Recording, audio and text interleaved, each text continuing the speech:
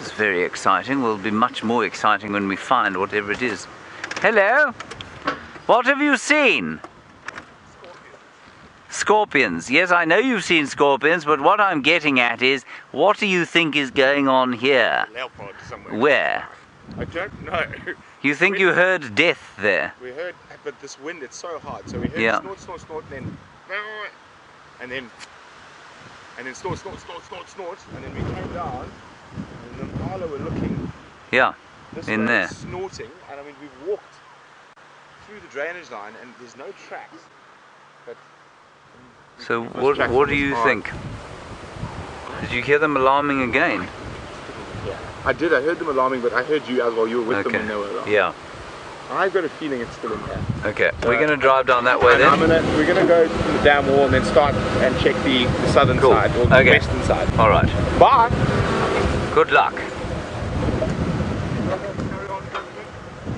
Ja, Wim.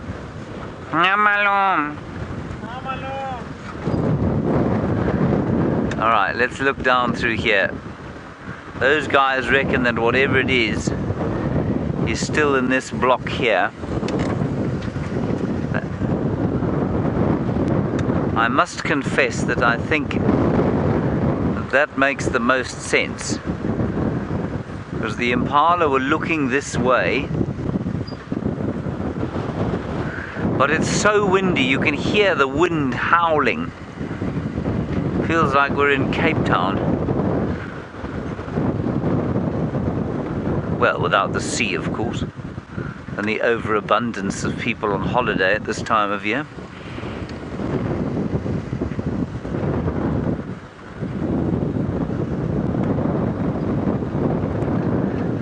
Right, Taylor apparently has got a Christmas surprise going on. She's on Arathusa.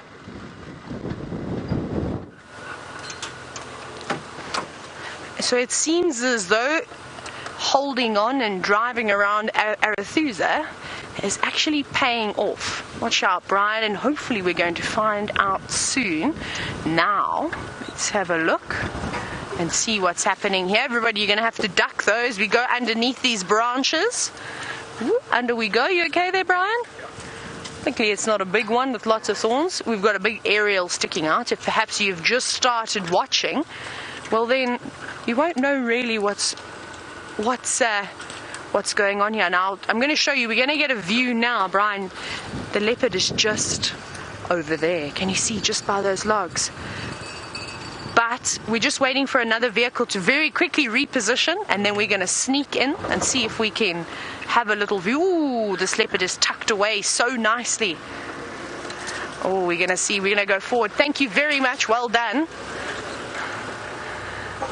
One of the Arathusa guides managed to find this leopardess. Let's see if we can get a view here. Oh, it's a tough one, Brian. That's a hard one, hey? Let's see what we're going to get from this angle. Now, who are you, madam?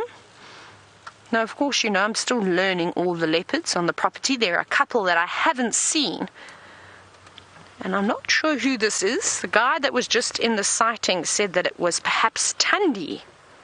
I've never seen Thandi before, but we're just going to have to wait and see what's about to happen. And maybe you can help me, and if perhaps you know who this is, I'd absolutely love to know. And you can do so by hashtagging Safari Live on Twitter, or you can send us an email, questions@WildEarthTV. But let's have a look.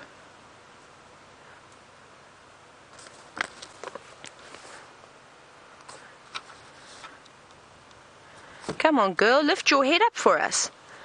Now, if it is Thandi, I'm going to be so excited. Like I said, I haven't seen her, and I've been absolutely dying to have a look at the second daughter of Karula. We've seen Shadow quite often. We saw her the other day with me, and then we saw her with Brent. And I don't know when last we've seen Thandi, so I hope that this is her. And if you're wondering what on earth she is doing that's preventing us from having a look, there we go. Who are you? Who are you? Now you can see that she's grooming herself so nicely.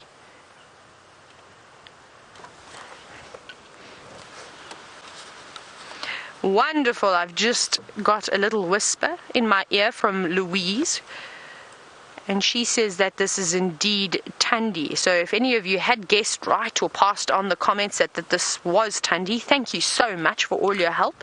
But now I'm going to need a little bit more information. I'd like to know a little bit more about this beautiful leopard. And I'm sure one thing on your mind as we sit here looking at her grooming herself, you're probably wondering, where on earth is her cub? Now, the last thing that I heard, and I haven't really heard any new developments, so I could be behind, I have just been on a long holiday, is that unfortunately she lost her male cub and she was left with her daughter. Now, I'm not sure if her daughter is still around or if unfortunately she has lost her too. But like I said, if you've got any interesting information... Oh, sorry, Louise. I'm struggling to hear what you are saying to me. We're in a very difficult section. Oh, maybe it is. I know a couple of you are saying possibly it could be shadow. Let's see. She's got 3 on the right side of her face. If she's got 4 on the left side. And with that pink nose is a giveaway. Let's see. Come on, girl. Let's see if you've got that 4 spots on the left-hand side of her face. Maybe it is shadow. It wouldn't surprise me because we've been seeing her hanging around in this area. A couple of days ago, remember, Brent found her. And that was just a little bit north, though, closer to the boundary between Arathusa and Djuma. I think it could be her. I don't think Tundi's got a pink nose. I mean, that pink nose is very unique, and it doesn't look like a young leopard either. She looks slightly older. She's got a couple of tears in her ears, a couple of scars and things. Come on, girl, let's see the other side of her face. So that'll be exciting if it is shadow. Maybe we'll be able to get a nice look at her. And then I'll have to update it on the radio as well. But having a good afternoon groom. And when she was found walking along the road. We must have just missed her. Brian and I were searching in this area, but we didn't check this road. But we checked another road, probably about 200 meters away from this beautiful girl. Hello, beautiful. I'm so happy to see a leopard this afternoon. There we go, is another opportunity. 1, 2, 3, 4. Can you see that? 4 spots on the left-hand side of her face. So, well done. That is, and you are all correct if you said that this is shadow. And I always have to thank you. Thank you so much for always helping out and with the identification of leopards. For some reason, this is something that doesn't happen overnight. And it takes a bit of time and practice. But now this is the 3rd time that I've seen shadow.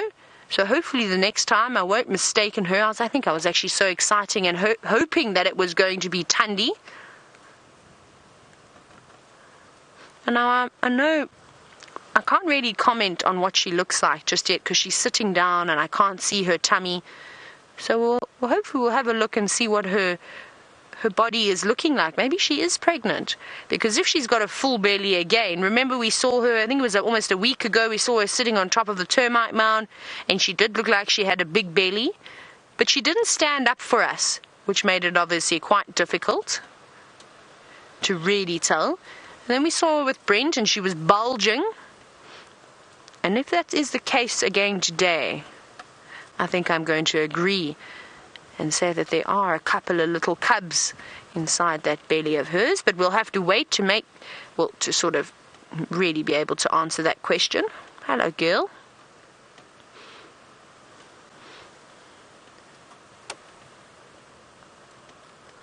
Isn't this lovely, though? Never did I think on such a windy day would we be so lucky to see this beautiful leopardess. Any cats really in this horrible weather, with it being so windy. I thought that they would all be tucked away under some shrubs. Well, it was sort of like Shadow's doing at the moment. I don't think we would have seen her if she wasn't walking on the road. I think if she was tucked away like this, everybody would have just driven around until she got on the move again. Hey girl, you're settling in for the day.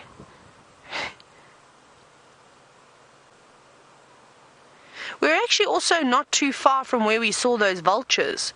As the crow flies, we're maybe a mile, if even that. So maybe she did catch something, and that's what the vultures were feeding off. Remember, I said it was in the drainage line. There were lots of Timbuti trees and jackalberries growing up there, which made it quite difficult to have a look in there.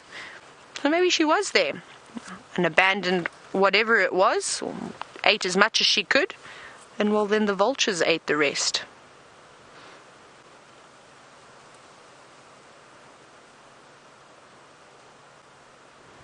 Now, I'd love to hear from all of you if anyone does have any questions. Well, like I said, I'm still waiting to hear some interesting little tips. You can hashtag Safari Live.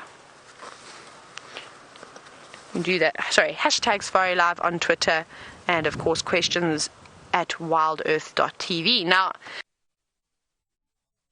Mario, you said that these animals need name tags. Wouldn't that be wonderful?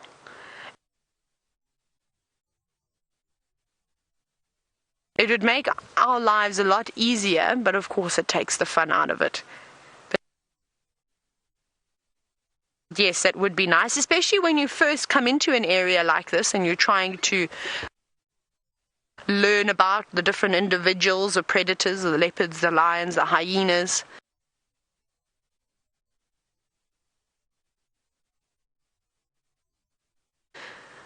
And that's something I'd actually, I'm quite interested to see. So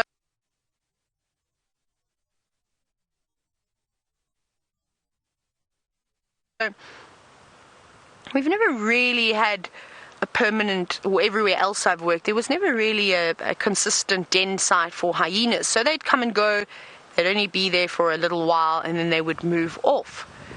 And obviously that's because of the high density of leopards and lions that were in the southern sector at the time. The hyenas never stayed at their dens for too long. And I never got an opportunity to be able to sit and really look at the key identifying features of a hyena. Now that's going to be an interesting one to learn, because I know that the hyenas are big characters. Hello, beautiful. There you go, looking at us. So I'm going to need a lot of help with that, and I've got my notebook armed and ready, so the next time that we see some, it'll be nice to hear a little bit about them. We did have one big hyena that hung around the lodge and we got to know, but that was really all. She had a bit of a limp, so she was easy to tell the difference between the others. Now she keeps looking around her. She's not sort of just grooming herself, and I suppose that's quite common with the leopards. When you see lions grooming themselves, they don't really pay attention.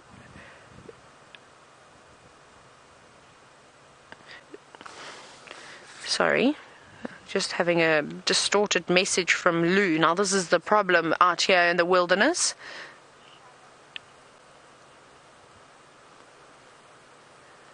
Oh, thanks. Sorry, Louise. So I'm just getting the tail ends of Lou's messages as she sends them through. Remember, we are in Africa, of course, and well, sometimes they have little dark holes out here and the gremlins hop on and it prevents us from communicating, sometimes with you, and sometimes, of course, with the lovely ladies in Final Control. Now, Emery, you were saying that it's very easy to identify shadow because of that pink nose, and you're quite right. I was so excited to see this leopard as we pulled into the sighting. I completely overlooked at such an obvious key identifying feature. There she goes. Now we're going to have to keep up with her. And it's just us. There's nobody really coming to the sighting. So what I'm going to do is I'm going to turn around very quickly so we can keep up. Let's go. And I hope you're ready. Luckily it's not too thick just yet. We've got a little bit of an open clearing. Oh, there we go. That's quite nice. She stopped to pose beautifully out in the open. Ooh, so we can see she's got a bit of a bulge on her belly.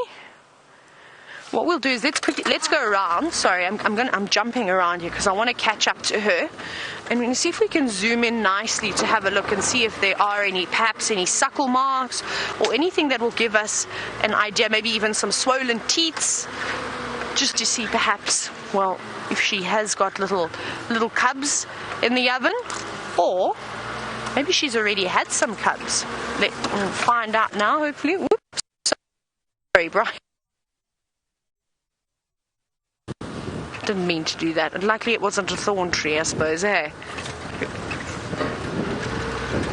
Here we go. I think we'll get a nice view now. I'm going to try and jump up ahead of her so that we have a bit of an advantage and can watch her coming towards us. She's actually scanning around. I must say, she doesn't look as fat as she did the last time I saw her. Oh, no. She's not. She's sitting again. Shadow.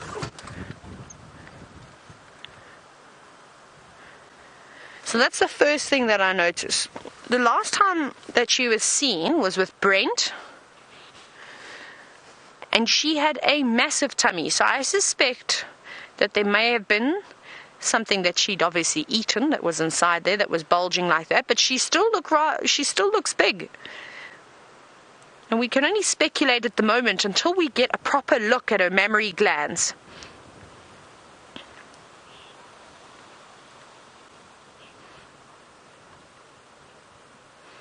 Thank you so much, Ellen. Ellen, you said that she has a neat V notch, and I think I actually spotted that on the left-hand side of her ear, so I'll make a note of that. That's a fantastic feature. Let's see if we can see anything. Come on, girl, just stand still for just 2 seconds in the middle of the road.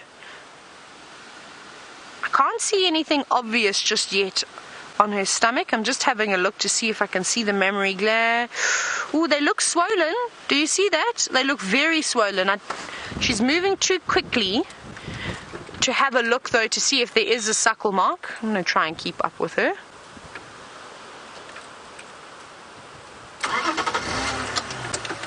So we'll just have to carry on and maybe we get a better look, but definitely some milk inside of those mammary glands. So that's exciting. So I think I'm going to be quite happy and say that there's definitely a couple of cubs. Whether they've been born yet, I'm not sure. We'll just have to wait and see. Wouldn't it be amazing if she did lead us to her cubs, if she has had them? Oh, that would be so exciting. That would make my whole year. That would be the highlight for 2016. Now you can see she's paused up on this fallen log.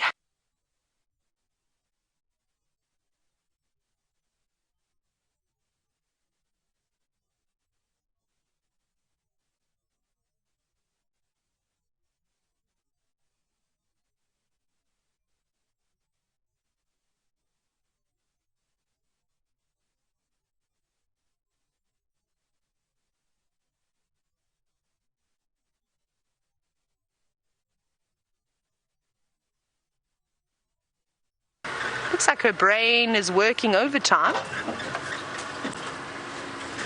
Just driving slowly to get around, see what she's looking at.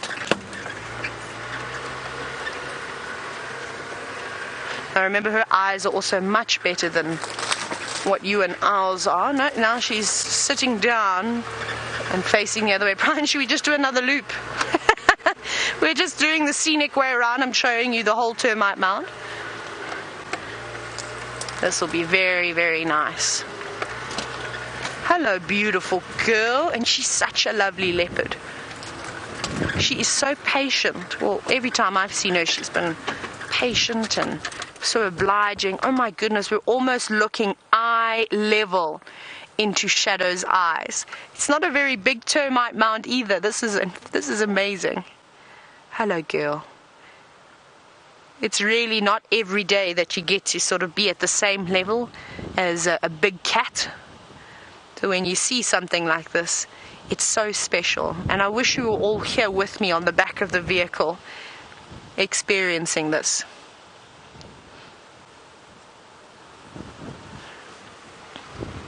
I'm just very quickly, while we're sitting here, going to update the sighting on the radio. I just need to work out where we are.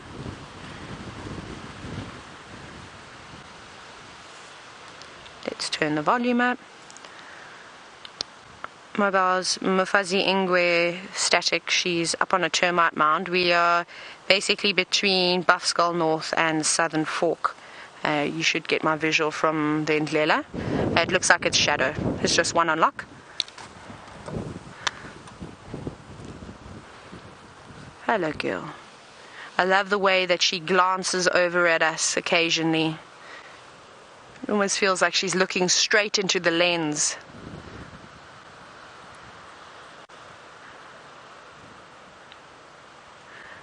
On this leopard. Now, if you're wondering what a spot pattern is, it's something that we use to identify the various leopards. Now, I know some of you have heard this and you know the spot patterns of the leopards better than I, but we always need to keep recapping and updating everybody who's just starting to watch for the first time, and it's always nice if you can give them a helping hand. So, if you've just started watching, we'll see if she keeps her head still, but you can see on the left side of her face, there's a row of very neat dots above sort of in line with her nose. But then if you go down to just before her whiskers start, you should see that there are 4 little spots, one quite close to her nose, then another splotch to the right, and up above that is a 3rd spot, and then just down below that 3rd spot is a 4th spot. And then look on the left, on the same place, you can see she's only got a row of 3 spots, and we put that into a ratio. So we read left from right, so she would have a spot pattern of 4, and then of course the ratio symbol, and then 3. Well, that's an easy way, but there's other ways that you can identify leopards. Like Ellen said, on the left hand side of her ear, her left, of course, she has a very neat V nicked out of it, and then of course something quite unusual, her pink nose. Normally at about 2.5 years old, that pink on their nose starts to fade away and it eventually turns to black. But I've also seen a pink nose on other leopards before, but sometimes it's when they get older. But I think Shadow is a special girl, and she's had this her entire life. It seems as though she's not playing ball with us this afternoon, about showing us her mammary glands.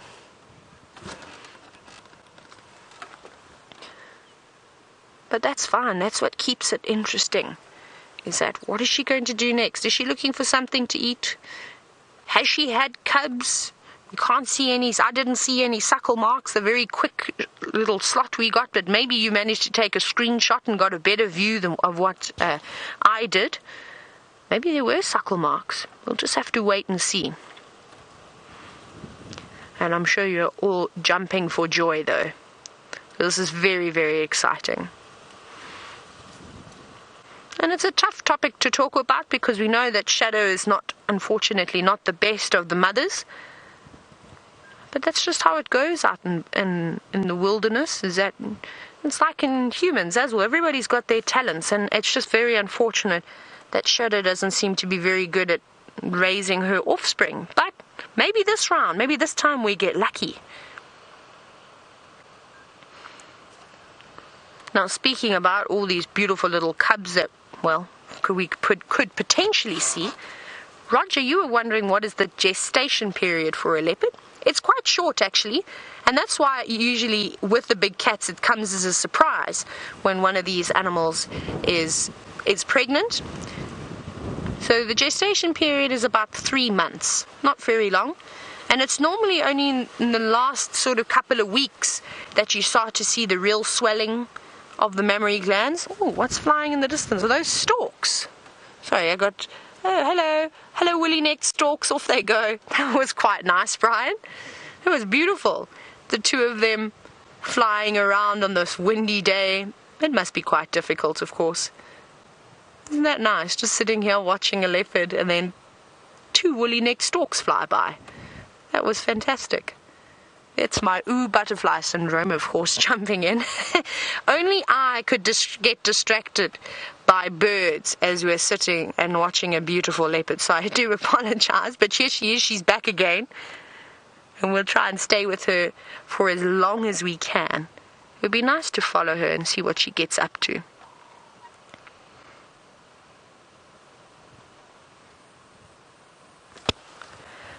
The markings on her face is quite beautiful.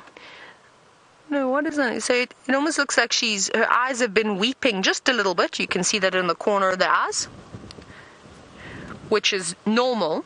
But the way that it's almost been rubbed, that dirt that's a sort of weeping, or the mucus and stuff that's weeping from the eye, when she looks away, it almost looks like she's got the tear marks of a cheetah, don't you think?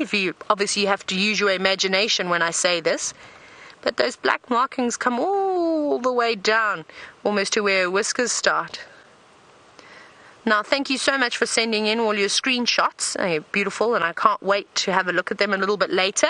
But we're going to head back now across to Brent. But don't worry, we're going to stick with Madam Shadow.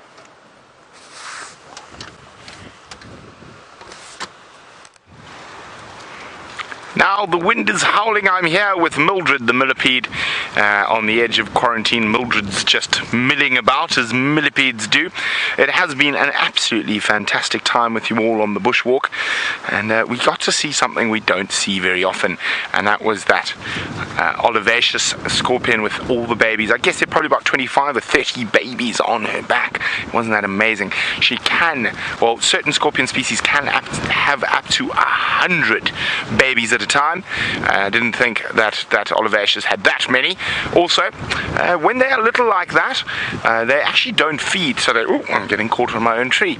They just are staying on their mother's back while their exoskeletons are still soft and they're still vulnerable.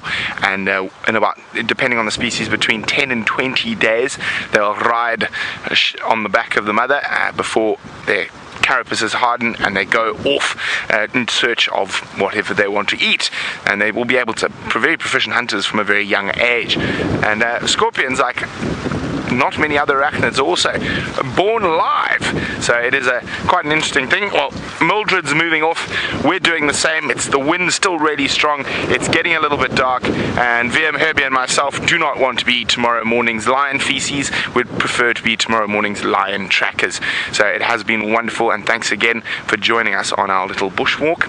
And we are going to now head back home before we become tomorrow morning's lion dung. And luckily enough, Taylor is still with the incredible Shadow, so let's go back to her and that wonderful cat.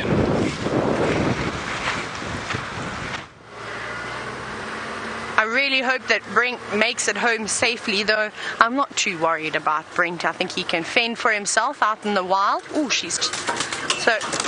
Oh, a couple of branches sneaking in. Look how she's posed herself beautifully on this very old marula tree. Hi, girl. Oh, that is so beautiful. That is picture perfect. Look at how well they can balance. And of course, that's absolutely nothing compared to when they climb to the tops of the trees and balance on the thinnest of branches. Now, I suppose it is a good time for this leopard to be out, even though I said it is quite windy, and often we see the lions tucking themselves away, and sometimes we see the leopards doing the same thing, but it's also good hunting weather. And remember, we saw those Impala earlier, and we saw them running around, running away. This is what she wants.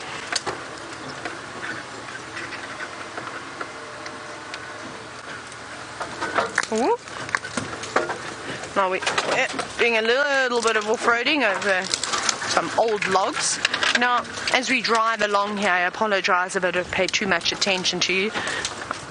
I need to keep Brian safe and not let him get whacked by any more trees. One's enough, hey Brian? Yeah, one's enough. Luckily, Brian's a good sport about it. So James, you were saying that if Shadow hasn't given birth just yet, which I don't know if she has, I couldn't see any suckle marks. Sorry, I'm just checking the boundary again, that we don't go into Simbambili by mistake. Now, you said that, and I quite agree with your statement, is that if she does give birth, she's going to go elusive for a bit, which is quite true. And well, we probably won't see her for a while. Now, I 100% agree with you. And it is nice that we got to see her today. I'm just double checking. Ooh, we're getting close to the boundary now.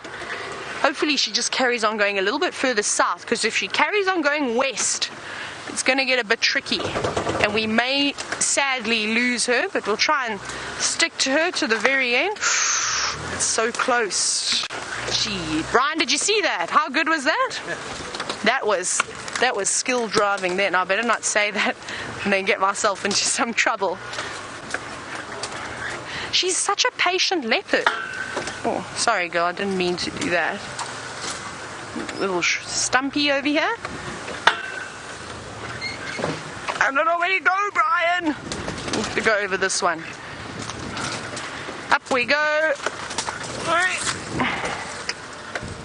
And just pass the branch back to Brian. Come on, where is a lovely herd of Impala? Now, I'm of course going to root for the leopard in this case, and the reason being is that if Shadow does... Oh, look at this, look at this! Oh my goodness, she's just jumped up onto the top of this, again, a fallen marula tree. That is the most perfect spot to have a look and see, well, if we're going to find anything.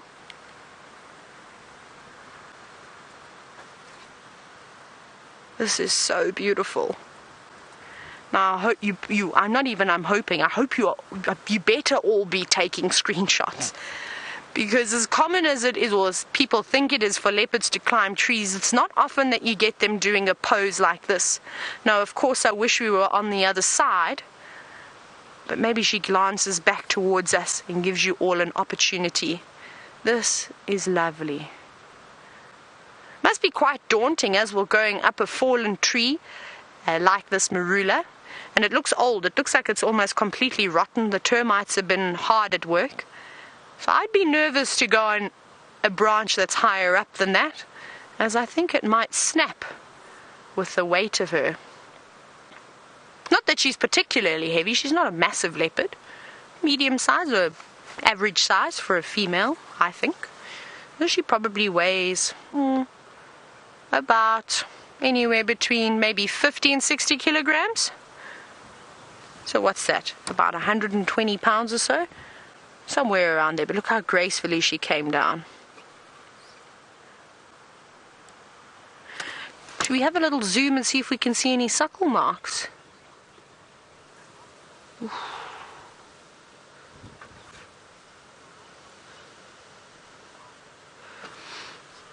Now, it was so difficult there to try and have a look if she's got suckle marks. She seems to be quite fluffed up, maybe because of the change in temperature. It's hot, it's cold 1 minute, and then it changes again.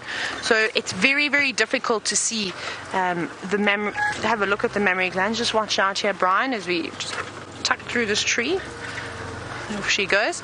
Now, Roger, you were wondering if leopards, and female leopards of course, will chase away their young before or after they've had a new set of cubs.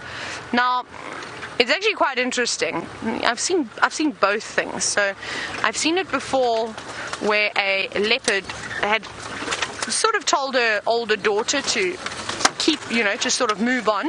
But she had new cubs, and I saw quite a bit of interaction between her and her two cubs, her new cubs, and then the older daughter from her previous litter. Okay, so she sat down. Let's try go around. And then I've also seen it where, like what Karula's doing now, mating with Tingana, but she's got two cubs that are 10 months old. I've seen the same thing with another leopard down in the south, same thing. At about 10 months, she dropped her little one, young male, and said, right, cheerio, off you go, and she left him. She didn't want to have anything to do with it again. And he lived. He survived. Here we go, a nice open gap. Now, sorry, I can just hear the radio going. I just want to update the sighting once again, and then I'll get back to this conversation. Just want to make sure that in case there is anybody wanting to come here. Mobiles, there's still one mobile unlock with Shadow. We are just sort of south of Shigodi Pan.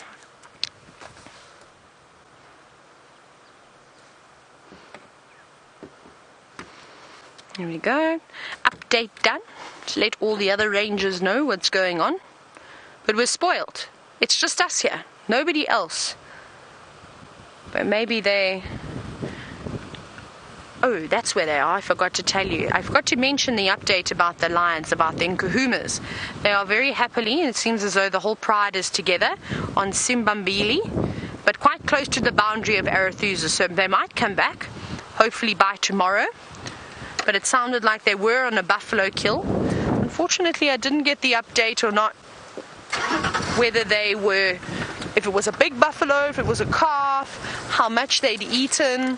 I didn't hear that, so we'll just have to keep coming back to Arathusa and checking and having a look. And well, it's paying off over the last few days. Oh no, that obviously means I must stop. Hey Brian, and that one.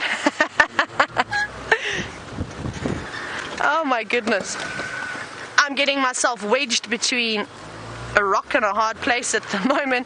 So before I get myself into any more trouble, let's go back across to James, who's got the sweetest little thing out in the bush at the moment. Well, they're certainly, if they aren't the sweetest little things, they are certainly close to the sweetest little things. Hundreds, literally, well, probably not quite, maybe tens of beautiful little Impala lambs with their mums. They've just been doing their late afternoon exercise, making their way up towards quarantine clearings, which is off to the west of where they're now sitting. And that's because it's clear there. There's a nasty wind blowing, very easy for the predators. And we still haven't found what caused Brent to think that something had died around here. Definitely, as we arrived, there was great alarm calling from various animals, but we've really not managed to find anything. I went off on foot, I looked around the place, I saw through the bushes the colour that you're looking at now of Impala strewn across the ground, and I thought, oh my goodness, there is a dead thing. And then we drove in there to see what had killed it, and it wasn't a dead thing. Well, it was, but it was a piece of dead wood. And so it wasn't anything that had died recently. Now, we're not only sitting here with baboons, we're also sitting here with some Nyalas who are coming from the right-hand side. And there they are. And not only that, there is also a troop of baboons not too far from here. We'll go and have a look at them shortly. Very nice. Let's go and just see if we can't get a look at those baboons. They are clearly very aware that WildEarthTV is unoccupied by guests this afternoon. That's the camp there. And so they seem to be taking up residence. One of them is about to pop over the fence into the camp.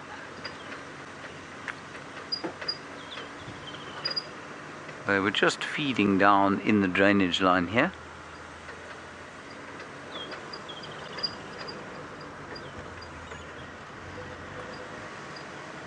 There we are. We'll just pull up here and we can have a look.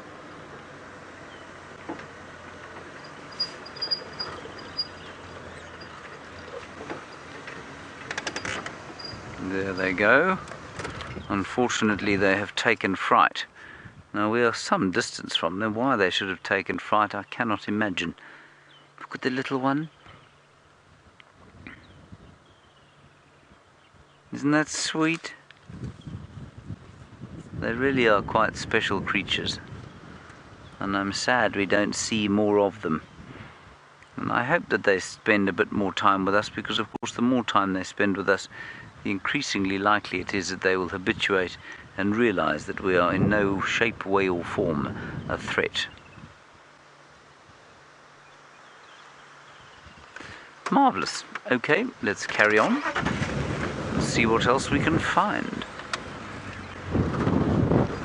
It really has gotten nastily blustery out here. I don't think it's going to be very warm for very long. I might even have to put on a jacket. But we nearly put the roofs on before we went out today, and something about the complete inaccuracy of just about every single weather report I've ever read about this area made me think, I don't think it's going to rain.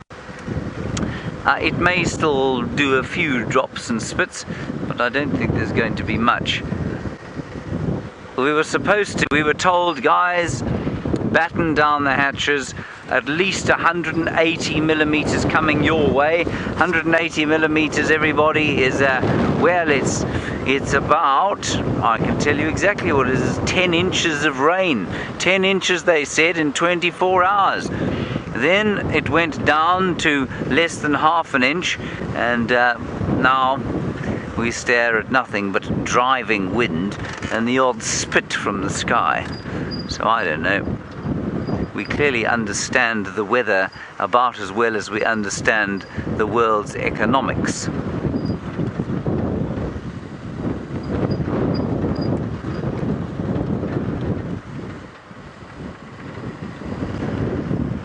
Right, let's continue down here and see if we aren't very lucky to find whatever it is that Brent's heard. Now, our Karula the leopard, of course, she was around here yesterday. Maybe it's her that's killed something. She might be very hungry after the exertions of the past few days.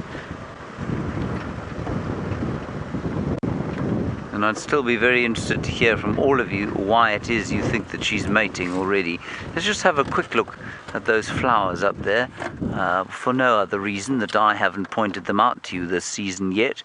Those are, of course, the flowers of the weeping wattle, Peltophorum africanum, and it also gives you an idea of how extremely hard the wind is blowing.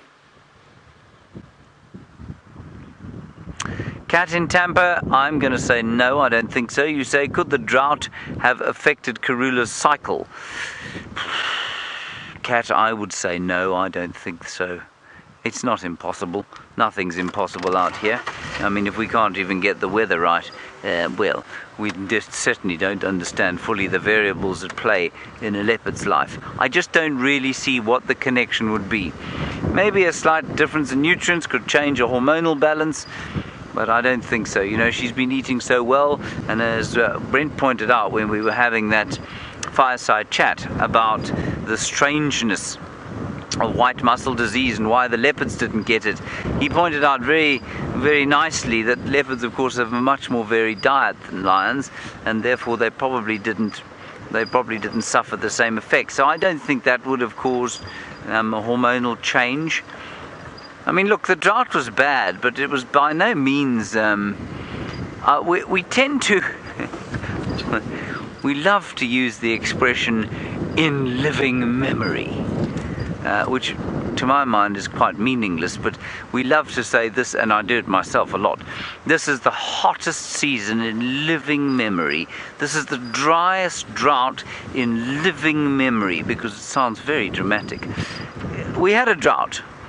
Was it the worst this area has ever experienced? I don't know. There is a very nice Wahlberg eagle up there. It certainly was pretty bad, but I don't think that would have affected the leopard's estrus cycle. I think perhaps the suggestion that it is her age, Brent made that suggestion, is possible. It's possible that she's getting old now, and so things are getting a little out of whack. But, no, I don't know, maybe her cubs are just more independent. Who knows?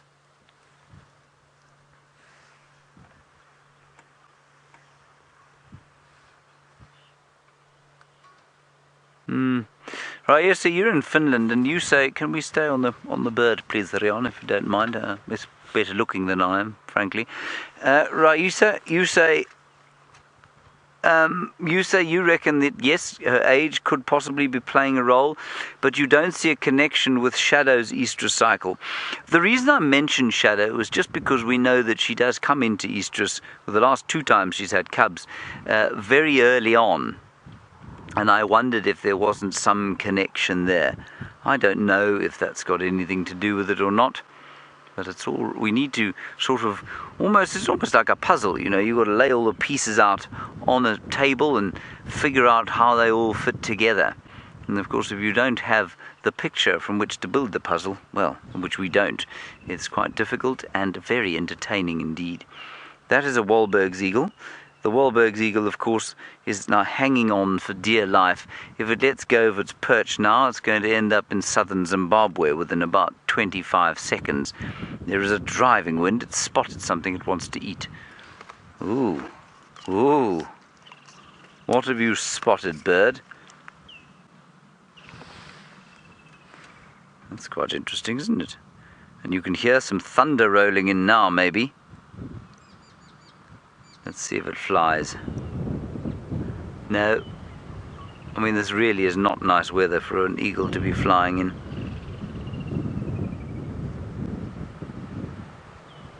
It is beautiful bird, isn't it a lovely bird? Now, Stephanie, you ask a very good question as we zoom into that eagle. You say, how do you tell the difference between a hawk, an eagle, and a kite? Stephanie, it's not actually as simple an answer as you might think it is.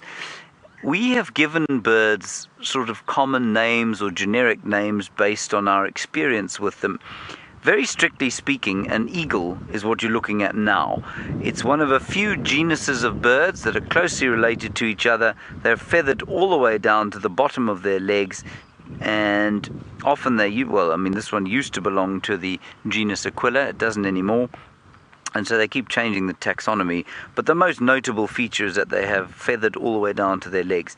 A hawk in this part of the world is often something that belongs to the genus Accipiter.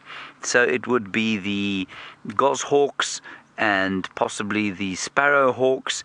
But it can include, of course, any bird that catches another bird or its prey in the air. To hawk something means to catch prey in the air. And so it can be used to just describe the accipiters, and I'll show you a picture of them just now, but it can also be used to describe any bird that catches prey in the air, so that's a bit difficult. Kites, well, there are two different kinds of kites out here. We get the milvus kites, which belong to the genus Milvus. Then you get the black-shouldered kite. Why is the black-shouldered kite called the black-shouldered kite? Well, it's got black shoulders, but why it's called a kite, I'm not really sure. So it's really quite difficult, and a lot of what we call birds has to do with what we, certainly before we got all taxonomic and scientific about it, what we used to call them. So I'll just have a look at you. I won't have a look at you at all. I can't see you through the lens. I will show you some of the raptors here that we have. So if we were to sort of split things up a bit, in fact, let's put this on the dashboard. I think it'll be a bit easier. We've got the milvus kites. That's the yellow-billed and the black kite. Those are those ones here. I think come to the pictures around. That's those ones there. Then we've got the snake eagles. We've got 4 species of them, but they've included the batelier in amongst the snake eagles. It's sort of closely related, but not massively so. Then we have the true eagles, and it says they're distinguished from all other raptors by fully feathered legs. And we've got lots of different kinds of them, and they're all in different, Aquila is the Latin name basically for eagle, and they're all the Aquilas are considered true eagles, and so are all of these ones. But then you get the fish eagle, which is not feathered all the way down to its legs, but it is still considered by some to be a true eagle, so that's quite interesting, and it's all quite difficult. Then we go across the buzzards, and the buzzards belong to, normally in this country anyway, and this is a nice example, Buteo. That's the genus they belong to. But of course a buzzard in the United States basically refers to something like a vulture, so that's quite interesting. And then I'll just quickly show you the accipiters. These are the accipiters here, the sparrowhawks, the goshawks, and then of course if we move on from there, you get the harriers, and then you get the falcons, which are my favorite raptors. So Stephanie, in a roundabout way, I've probably just left you utterly confused and bemused and none the wiser. But that's because I'm not really much the wiser myself. And it's got lots to do with the biology of the animals rather than our common English usage for the names. I hope that makes some kind of sense. Righty, let's move on. We're going to do another loop around this block. We're going to for us. Well spotted there. But I do not see the telltale spots of a cat.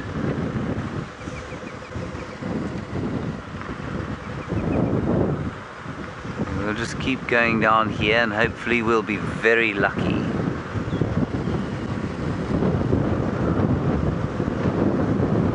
Ooh, foul weather.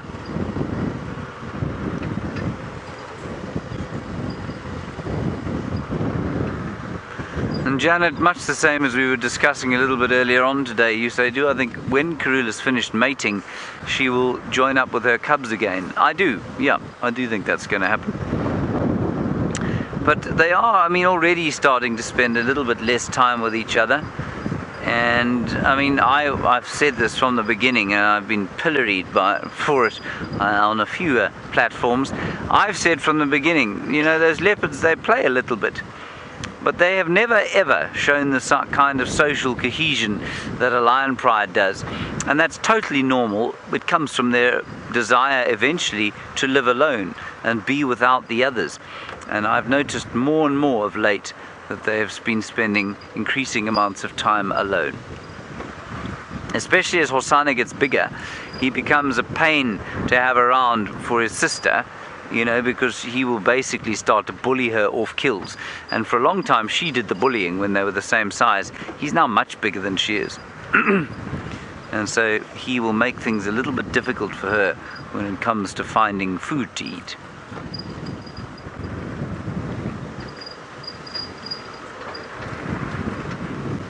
I must say, not a great deal of mammal life other than that is standing out in the clearings now, waiting for things to unfold as the night progresses.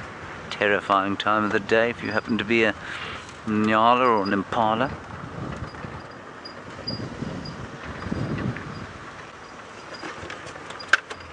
There's a woodland kingfisher there.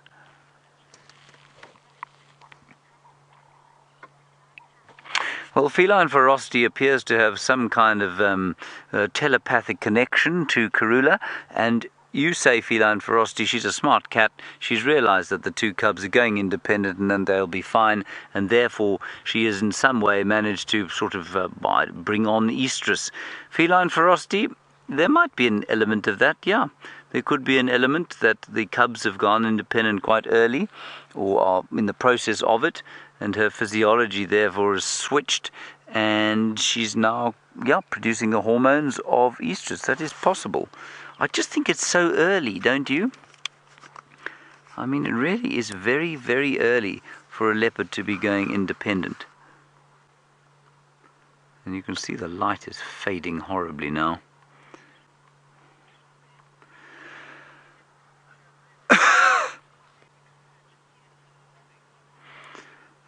Christy. Christy, you're in North Carolina and you think that, you think Karula just... Chrissy, sorry. You reckon Karula maybe just needed some lovin' after looking after those cubs for so long. Well, that's possible, Chrissy, but look, one doesn't talk about these things when one is referring to royalty, of course, does one? But yes, I take your point. It's a rather spectacular woodland kingfisher, just cleaning his or her beak. We don't know if that's a male or a female, of course. They look identical. Not to each other, I've no doubt, but to us. Isn't that nice? And if you're ever in a situation where you're confused about whether that is a mangrove kingfisher or a woodland kingfisher, well, there is the reason. You can see that it has a black lower mandible. In other words, the bottom half of its beak is black. The top half is red. I do rather wish it would come out from behind that stick, but it's interesting the way it's sitting. It isn't a young bird. It's certainly not a completely immature bird. No, it can't be. The young birds have got red both top and bottom. I forgot about that.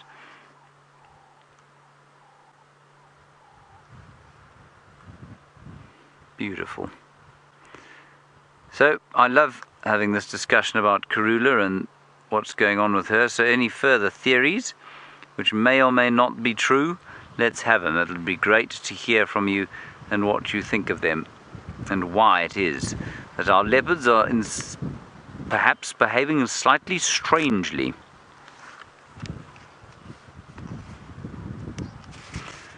A That woodland kingfisher doesn't seem to be behaving strangely in the slightest, so let's push on from it. As the darkness starts to fade, I might have to turn some lights on. Might even have to use a spotlight, perish the thought.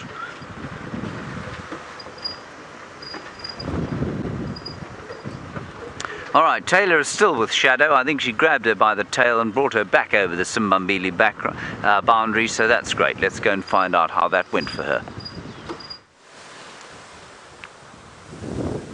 She doesn't look like she's going anywhere for the moment. She came up onto the termite mound and, well, she turned around and plonked herself back down. And I think she's got a very good spot. I think the angle that the wind is coming from, we're sitting downwind of Shadow, I think that hump on the termite mound is blocking it out. So she's probably having a lovely peaceful sleep, and also, I'm sure, enjoying the nice cool evening that we are having today. Isn't this lovely? We probably won't stay here for too much longer. There are a couple of other guards that are probably going to come into the sighting. So we will most likely give them an opportunity in the next couple of minutes. We don't have to race on out. And hopefully she doesn't just rest here. Hopefully she's had her nap now for the last couple of minutes. And I haven't seen anything coming closer. I've been scanning around, looking to see if there's any of the big herds of Impala, which we've been seeing throughout the day, or any common duiker or steenbok. But it seems as though there's nothing at the moment. So Shadow, my dear, I think you're going to have to head into sort of thicker vegetation in order to find a snack, because out here it looks a bit miserable and not really anything for you. She's got a perfect pillow too. There's a perfect hump on the termite mound that just fits the shape of her head quite nicely. That looks very cozy.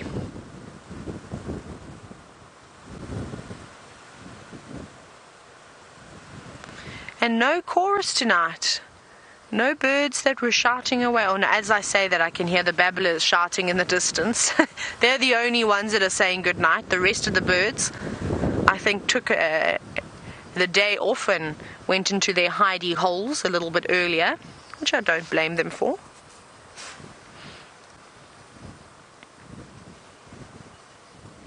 Fast asleep. Not a worry in the world at the moment.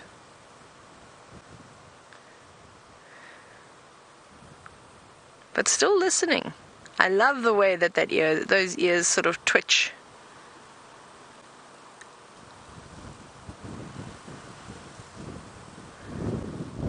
And I think that's an unbelievable talent to have. Imagine if you could just sort of sleep and, well, listen to everything. And I know you get different people. Some are light sleepers, some are heavy sleepers. I used to be a light sleeper. I used to be a little bit like a leopard and a lion, I suppose. I'd hear the door creak from down the passage, or I'd hear somebody go to get some water in the middle of the evening and open up the refrigerator, and I'd wake up to those types of sounds. But as I've gotten older, not that I'm very old, I always say this, and people turn and look at me and they say, Taylor, you're 24 years old, what are you talking about? And I suppose, well, everybody gives me grief about being so little, but I'll get big one day. And now, well, now I don't hear too much at all, actually. The occasional elephant that's breaking the branches outside my window, we hear that. Or when VM's shelf collapses on itself, the whole of camp hears that. But it's nice not to hear all the creaks in the night. Otherwise, can you imagine? You just never get any sleep out here. Imagine waking up every time a lion roared. Out here, when the Nkuhuma's on the property, you'd be waking up every half an hour. You'd never sleep. Or an owl hooting. Anything, really. The hyenas whooping. Of course, or the soaring sound of a leopard, because they come quite close to the camp too. So I'm glad that my sleeping patterns have changed slightly and I'm not such a light sleeper. But I think we're going to have to say goodbye to Shadow now and give everybody else a turn to have a look at her. They've been so kind to us. No one has been here for the entire time. And I suppose on their way back before the safari ends, wouldn't it be nice? And I'm sure if you were all out here on safari, you would love a special treat of having a dose of a leopard just before you went back for dinner. Bye-bye, girl. I hope you have a wonderful evening, and I hope you catch something tonight after your slumber. But I think let's get rolling. Let's head out. Right. Thank you so much, Shadow. It was beautiful. I'm so glad we got to see a cat. We're going to, well, while I try and make my way out of this tricky patch, let's go back across to James.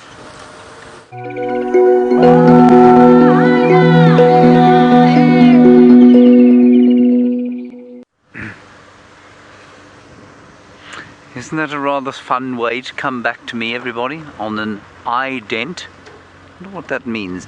Anyway, I think it's quite a nice little sort of transition from all the way on Arathusa to here on Djuma, where there is still nothing but blustering wind, the odd spit from the sky, and not a great deal else. Also, some string from my jacket, which is tickling my ear and driving me mad. Now, we've come onto, as I said, Vulture's Nest Road. To give you an idea of where we were, we've driven due south from the Wahlberg's Eagle's Nest. There's two massive birds going on here. I think it's highly unlikely we're going to see the first one again. It was a martial eagle. I wonder if that isn't a juvenile martial eagle there. Well spotted.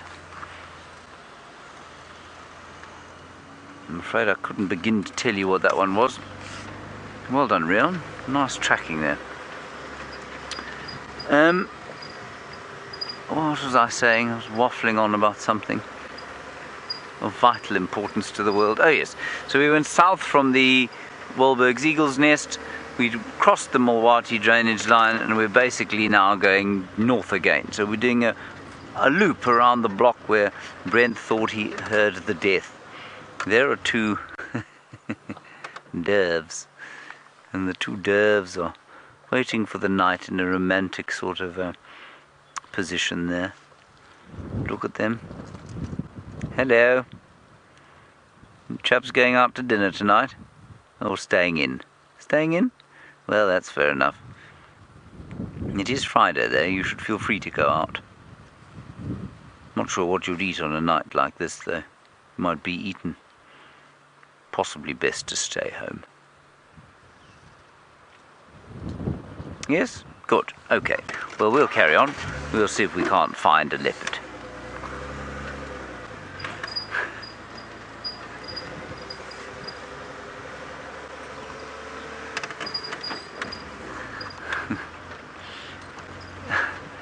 And I must just make one more mention, of course, of the expected deluge. Now, there was a great deal of credence given to some form of weather prediction that La Niña was going to give way to El Niño, and as a result of that we were going to have a massive amount of rain. And so all the landowners around here have buttressed their dams and made sure that they're all full. Well, not all full, that the dam walls are, the integrity is maintained. They've got much bigger. You've been on Cheetah Plains. They've created basically a water park at one end of the place. I'm of course being very facetious. And we've had, well, pretty much average rain so far. I may well be forced to eat my words, because if we do get floods, it normally comes sort of late December and into January. But so far, the predicted deluge and Noah-like activities of the landowners of the Sabi Sand have been, all for naught at this stage. I'm surprised I didn't see one of them building an ark. There's a little bit of thunder every now and again. Unfortunately, there is no leopard at this stage. I keep driving over this caked clay and it goes sounds like lightning overhead. But I don't think there's any lightning overhead. Fascinating about Shadow, of course, as well, that she too seems to be about to give birth. Let's hope that as she heads into her, well, not quite dotage, she's in her prime really, but as she comes to the business end of her prime years, that perhaps this time round she manages to maintain the integrity of her parenthood. I'm not sure that that's a valid sort of phrase, but I'm going to go with it anyway. There's some flowers over there, Rion, that I'm going to try and retrieve. Unfortunately, they are a creeper called a Jasminium growing in a Ziziphus bush, and we all know, of course, that a Ziziphus bush is most likely to do me quite a lot of harm if I get too close to it.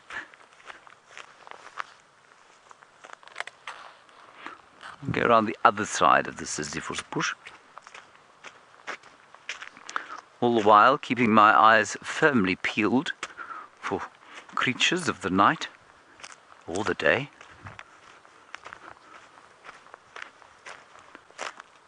No, I'm going to be completely unable to retrieve a flower, I'm afraid. Oh well, you can see them there, and they of course are called a Jasminium because they smell like, everybody together, 1, 2, 3, jasmine. Well done, I knew you would get that right. And jasmine, of course, one of those super sweet, wonderful smells, and it certainly takes me back to my childhood and my very first touch of the wilderness. And as we can see, absolutely nothing at all. I will tell you about that story if you would like to hear it. Oh, you would like to hear it? Good, excellent. I'll tell it to you then.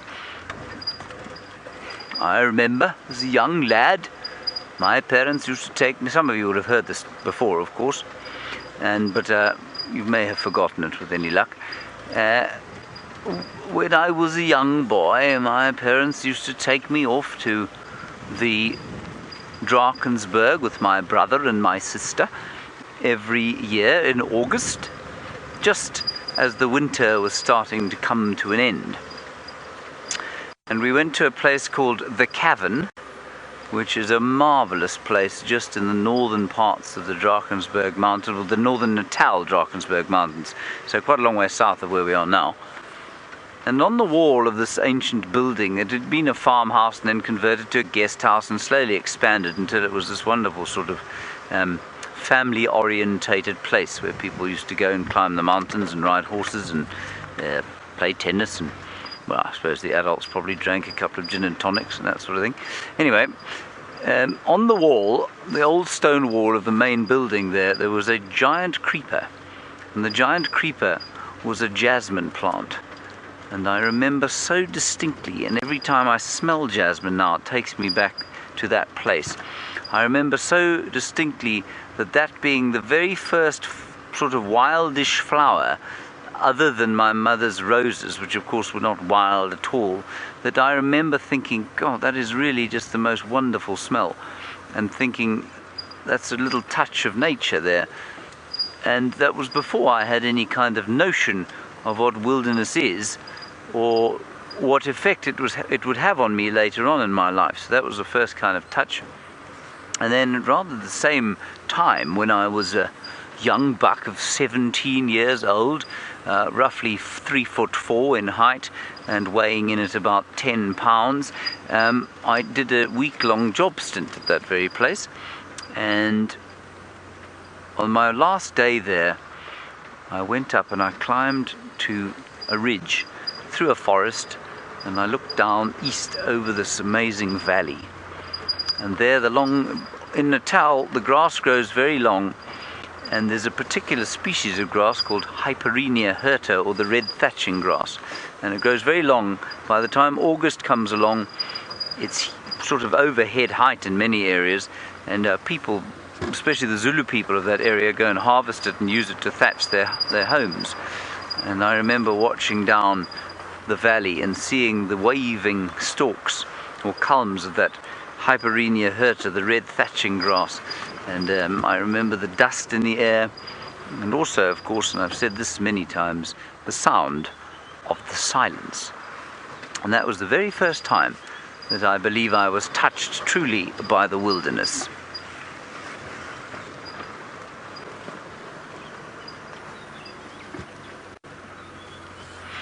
Ooh, Monique in London, I'm not sure what kind of lilac you're referring to. You say jasmine and lilacs are your best flowers, and do I know, or do we get like a bush lilac? I am clueless as to what your lilac looks like, I'm afraid, Monique. The only thing that I can think of possibly that's close-ish to that might be a what are you clicking at, man? Oh, a bird. A roller. Well spotted. Rian, good job. Monique, the only thing I can think of is an African violet, which we do get here. Does that look anything like a lilac? We're starting to get the odd bit of precipitation now. All right, let's keep going. That's a lilac-breasted roller in the dark, so therefore it is a silhouette of a lilac-breasted roller. And we're back into the area where I went off on foot to find what Leo Smith had said he thought was death. So maybe we'll find something here.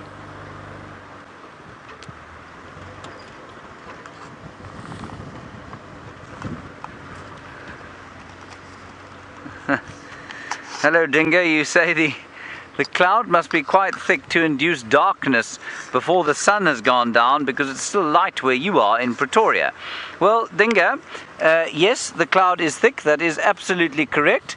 But at the same time, Dingo, we are a lot further east than you are in Pretoria and Johannesburg, and that means it does get dark here a good, I'd say 15 or 20 minutes before it gets dark there. So if it's clear in Johannesburg and Pretoria, you will find, I guess, at this time of the year, as we head towards the summer solstice on the 22nd of December, you'll find, Dingo, that, yeah, I mean, it's going to be light where you are until about 20 past 7, I suppose. And then, I mean, if you go down to Cape Town or you go down to where my parents live in the Eastern Cape, it'll stay light till around 8, 8:30 in Cape Town if you're very lucky. So that's how that works. And that's just because of the position of where we are. But yes, the cloud is thick and it's certainly making it darker than it would be. Alright, I'm a little bit worried about the rain, so I'm going to just pack things away here a bit carefully. Taylor is on her way back from Arathusa. Let's go and find out if it's spitting where she is.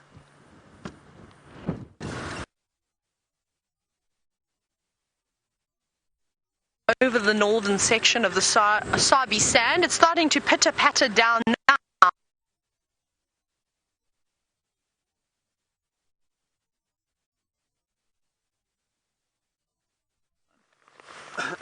Coming back to us, we're live. Hello, sorry, Rion's just trying to put the rain cover on, everybody.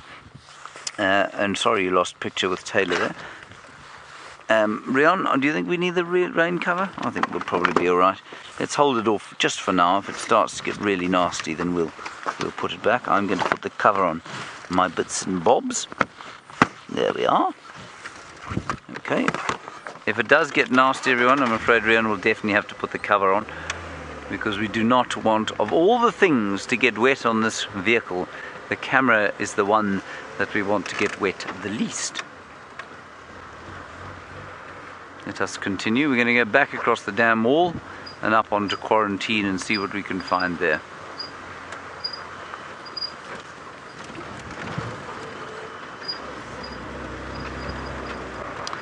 Interestingly, this was the one dam that was not made bigger. The spillways were fixed, which was nice. And this is the main dam, of course, of Djuma. Oh, that is the beastly wind blowing in from the left-hand side. Ugh. Now, normally out here, of course, it doesn't rain very hard when there is wind like this. It's as the wind drops that the water starts to heave out of the sky. It's looking very ominous to the south.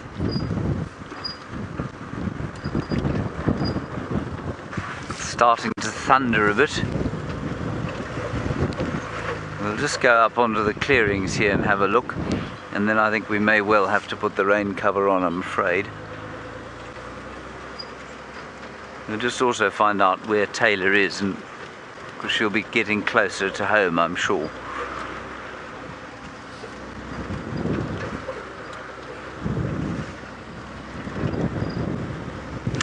Tracy in New York, very good question from you. You say, do we ever think about doing a night broadcast or a night walk?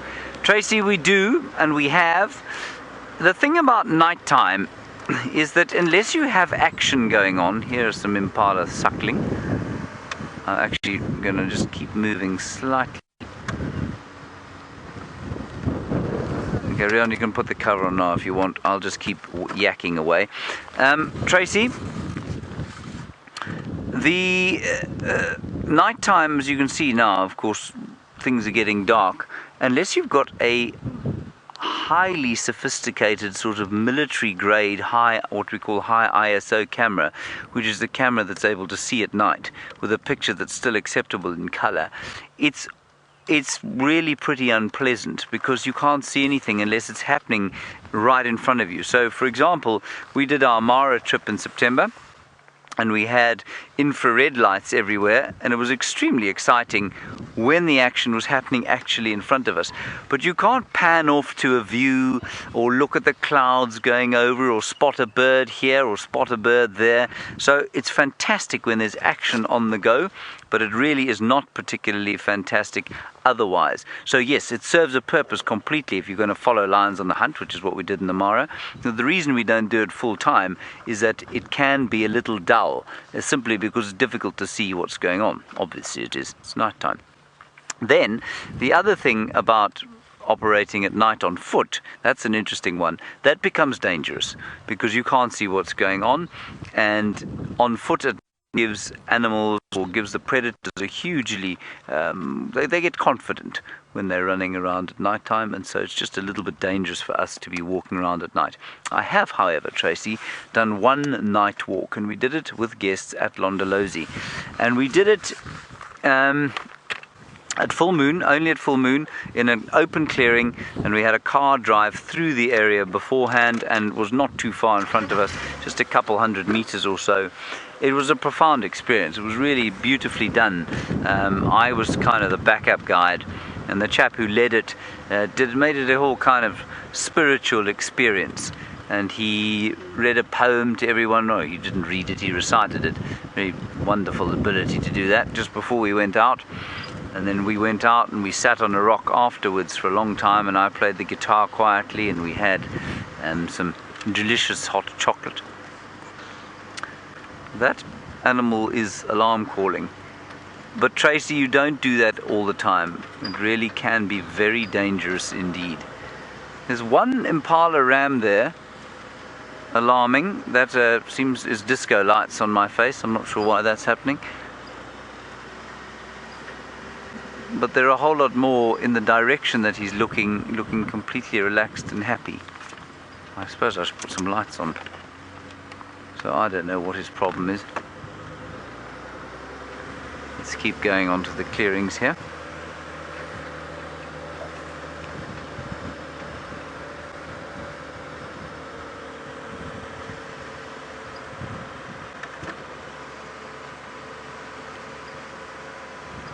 And see what we can see. Not a great deal at this stage. Blustery night, not expecting a great plethora of activity. Alright, the force is strong with Taylor at the moment, and therefore she can give us an update. I'm back. Apologies for that as I disappeared. Arathusa's gremlins are tough out there.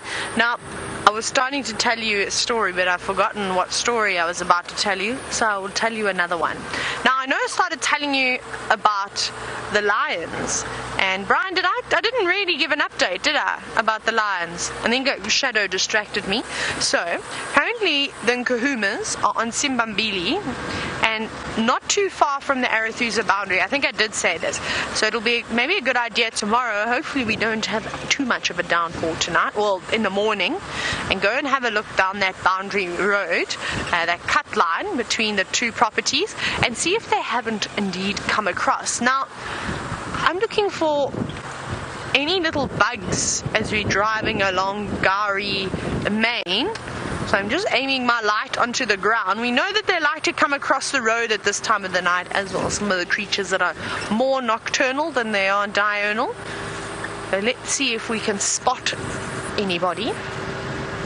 Brian, what insect do you think we're going to find? A two-spotted beetle. That's a good guess because we see so many of them. What else? Maybe a scorpion or shongololo. That would be a nice one. Let's go off here. Then let's jump on this road and try our luck over here. But it's a bit chilly tonight. So Brian was saying that we need to find a chameleon. However, I think it could be too cold for the chameleons. And by the looks of it, I'm wondering if it's not going to be too cold for the insects this evening as well. Oh, which is a little bit disappointing. Oh, what was that? Oh, I've got something. Let me jump on out. Oh, I don't know. I forgot how to open the door for a moment. I'm not having a very good day today. Been very accident prone. I'm still covered in bruises and scratches and scars and all types of things. That hasn't disappeared. Hello, Shongololo. Up you come.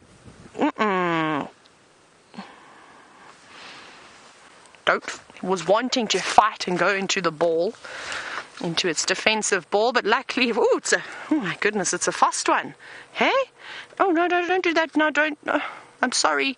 I'm so sorry, Shongololo. Please don't release your terrible, foul-smelling, horrible stuff. Sorry, I'm moving around quite a bit, but I don't want to get that terrible concoction that has a cyanide in it over me because it does not smell very well. Oh, it looks, is that a mite? Can you see if there's a mite running around on it? It might be a bit difficult, but I could see something moving around the inside of those coils. Yes, you can.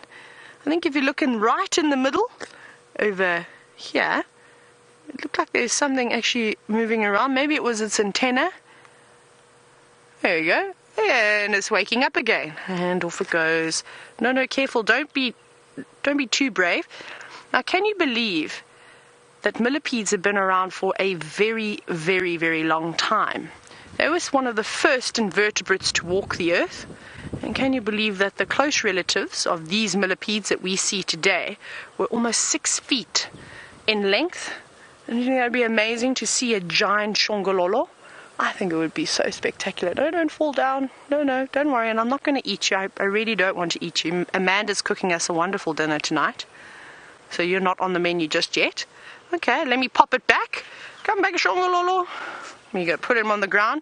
Now you be careful out there because I don't want you to get squashed. Here we go. Off it goes. And well, thank you to the shongololo for cooperating and not... get off me stick. And, well, not defecating all over my hand. That would have been terrible. Well, probably would have provided some entertainment to Brian. I'm sure he would have had a good giggle. Right. Make sure the shongololo hasn't gone under the car. Right, hasn't gone under the car. That's good news for us. Come on, chameleon. Ooh, was that lightning? Ooh, that's not good. There's a flash of lightning over the top of us. But I think it's still a little bit far away. Let's see what other little critters we can find lurking on the ground. Or perhaps lurking in the trees.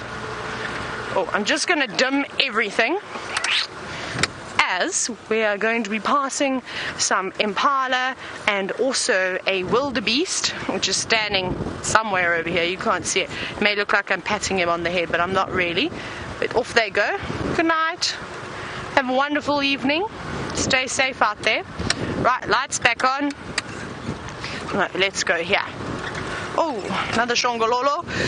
That was always one of the funniest things when driving around with guests is that I really do try not to squash anything. So you'll often see me focusing just on the road in front of us as well as scanning around. But it's so important. So maybe often I'd forget to tell my guests, you know, that I'm always cautious and I try to avoid the little things on the road. So I'd be driving along. Now, Brian, are you holding on? And I'd be driving, looking over my shoulder, talking. And well, the next minute, what I'd do is I'd be driving like this. Let me go over this little donga though. And then you just see me go, "Wah!" and then I'd be back on the road and then carry on talking like I'd done absolutely nothing. And you'd see the panicked faces on my guests as they grabbed the bar in front of them with white knuckles, holding on because they've got this crazy person who looks like she's incapable of driving. And then obviously I explained myself and they understood why I used to swerve around on the roads all the time, avoiding all the little bugs. Now I believe there are a couple of you that are hoping to see an aardvark tonight. A nutter farmer in particular is wondering if we could try and see an aardvark tonight. Now, that's something I haven't found yet. I haven't found an active aardvark burrow. I'm still looking to find one, and then it will give you a good indication of where to check. And well, I suppose that's the joy of doing bushwalks, is that you are on the ground and you are able to find these things. Now, I've told this story many times, but I was lucky to find an aardvark burrow quite close to the lodge I was previously working at, and we regularly saw this big male. He was beautiful, and like I said, we slowly started to habituate him. He started to get more and more relaxed when we saw him, and the sightings with him went from 10 seconds to about 2 or 3 minutes, which is quite a long time to have a look at an aardvark for. Quite elusive, but maybe with this boom of all the alates and termites that we've been having, hopefully that's going to draw a lot of the little creatures out. So things like the genets, the African civets, maybe we're going to start to see a few more of them around. But I still haven't found a large fungus growing termite mound that's exploded. That's really quite impressive when you can see something. Oh, another shongololo on the road. So I'm just aiming this one light right down here on the ground where I can see a little bit better.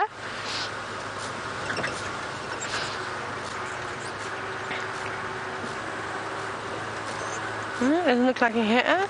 Now, as we're driving around, avoiding all the millipedes that we possibly can, Heron was wondering what eats millipedes. So there are quite a few different things. I suppose you could say the main predator of a millipede is probably the birds. So we see hornbills eating them. We see a variety of different birds. But there's also a mammal that loves to feed on millipedes, and that mammal is an African civet. So often when you see their little middens on the ground, and maybe we'll try and look for one tomorrow morning, you often see, you always see the exoskeleton of the millipede. So that's quite nice. So Heron, I hope you watch, well, it'll be in the afternoon for you, so I hope you watch the afternoon show, and we'll try and find a little midden so we can have a look and have a further investigation. Remember, scorpions like to eat them too, so there's so many different things out here in the wilderness that loves to eat the millipedes. Not me though, not Brian and I, we prefer other types of food. But it has been absolutely wonderful. I have to dim my lights again. There's a big herd of impala, and we've just got a couple of minutes left of the show, but I hope you've had a good evening. It was fantastic that Shadow popped up and we can monitor her for a little bit longer. But for myself and Brian, have a wonderful day, and I hope it's sunny and warm and you just have a fantastic time. So the thumb's saying cheers too, and we'll catch you on the sunrise safari. Let's go back to James.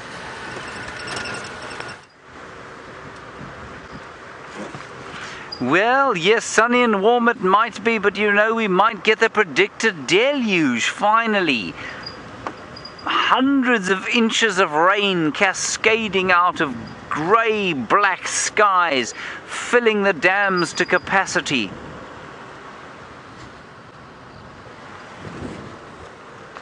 Well, maybe. We might also have blinding sun, of course. Right, we have a few minutes left to find some form of night animal. There's a moth. There it is. Excellent shot. Well done. We've got a moth, everybody. Fantastic nightlife going on here. Rain's starting to fall a bit now.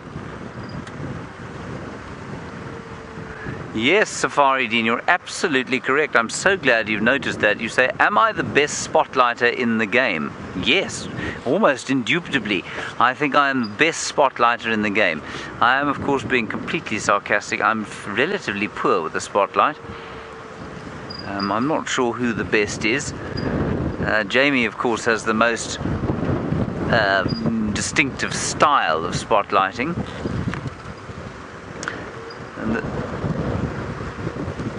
This may or may not be the best way of spotting things. Anyway, it's now starting to rain. So I'm going to drive at some speed towards home. We won't be putting the rain covers out at this stage of the game. We have 1 minute left, everybody. Birds are holding on to their perches.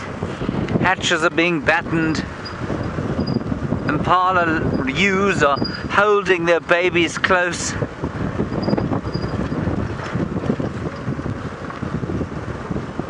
Right, I'm not going to stop as we stop, everybody, as I say goodbye to you. We're just going to keep going because it is getting a little bit, well, wet.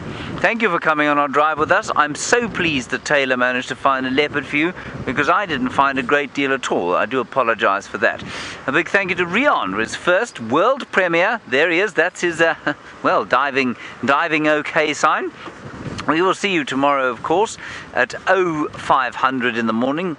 Might be sunny, might be rainy, but whatever it is, we'll see you and look forward to it then.